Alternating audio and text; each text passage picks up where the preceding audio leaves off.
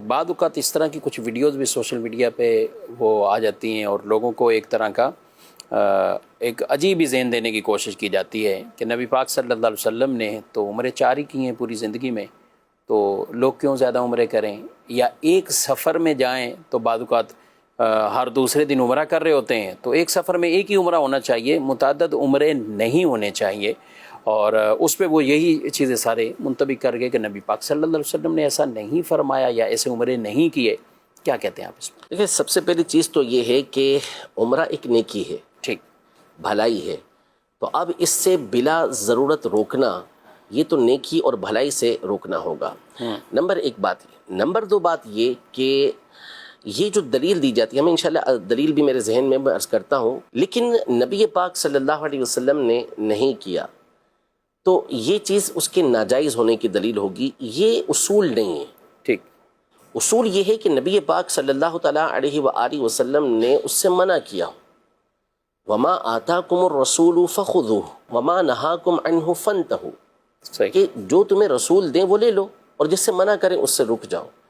تو اور خود نبی پاک صلی اللہ تعالیٰ علیہ وسلم نے ایک سے زائد حدیثوں کے اندر یہ ارشاد فرمایا کہ الحلال ما احل اللہ فی کتابی والحرام ما حرم اللہ فی کتابی وما سکت عنہ من غیر نسیان فہو عفو، کہ حلال وہ ہے جو اللہ نے اپنی کتاب کے اندر حلال کیا، حرام وہ ہے کہ جو اللہ نے اپنی کتاب کے اندر حرام کیا، اور بغیر بھولے جس چیز سے اللہ نے سکوت فرمایا، یعنی اس کے بارے میں بیان نہیں فرمایا، فرمایا وہ تمہارے لیے معاف ہے۔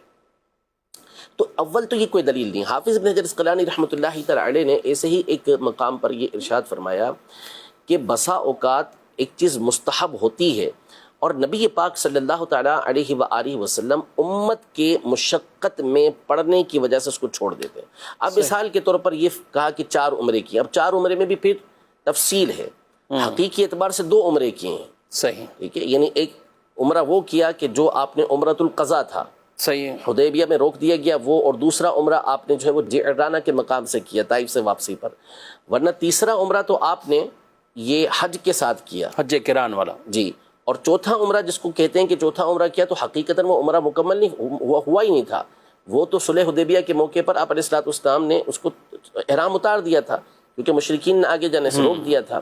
چلے بہرحال 4 ثواب العمرہ جسے کہا جاتا ہے کہ عمرے کا ثواب، چلے 4 عمرے بھی ہو گئے۔ تو اب مسئلہ یہ ہے کہ تراویح ساری دنیا کے اندر باجماعت یہ پورے رمضان پڑھی جاتی ہے، صحیح، ٹھیک ہے، حالانکہ نبی پاک صلی اللہ علیہ وسلم نے تو 3-4 دن پڑھی ہے جماعت سے، لیکن اس کے بعد جو ہے وہ آپ علیہ الصلوۃ والسلام نے پڑھی ہی نہیں، لیکن ساری دنیا کے اندر اسے باجماعت پڑھا جا رہا ہے کیونکہ حضرت عمر رضی اللہ تعالی عنہ نے اس کو رائج کیا۔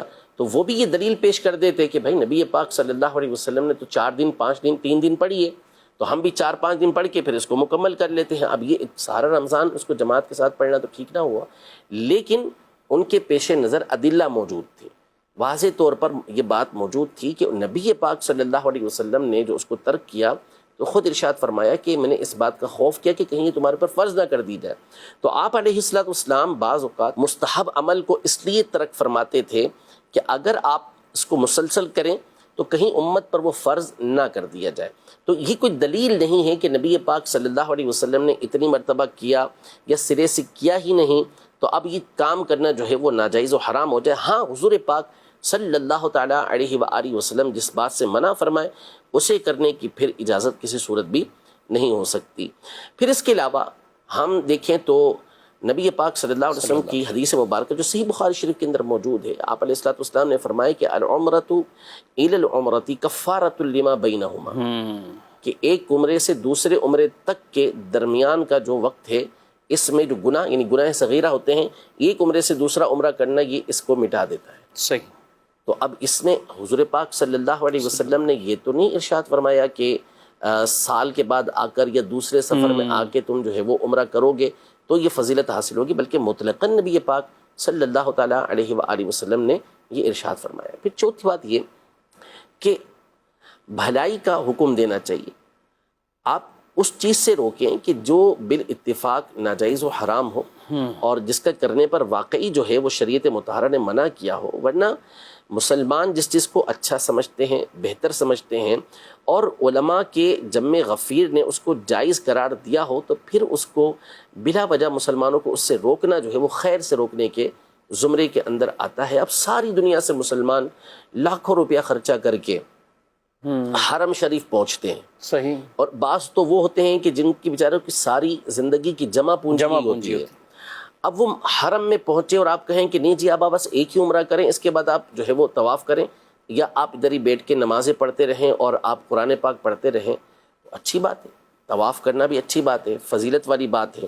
لیکن ایک مسلمان جو اتنا خرچ کر کے آیا، نبی پاک صلی اللہ علیہ وسلم نے اس کی فضیلتیں بھی بیان کی، اب وہ عمل کرنا چاہتا ہے تو آپ اس عمل سے بھی اس کو روک دیتے ہیں.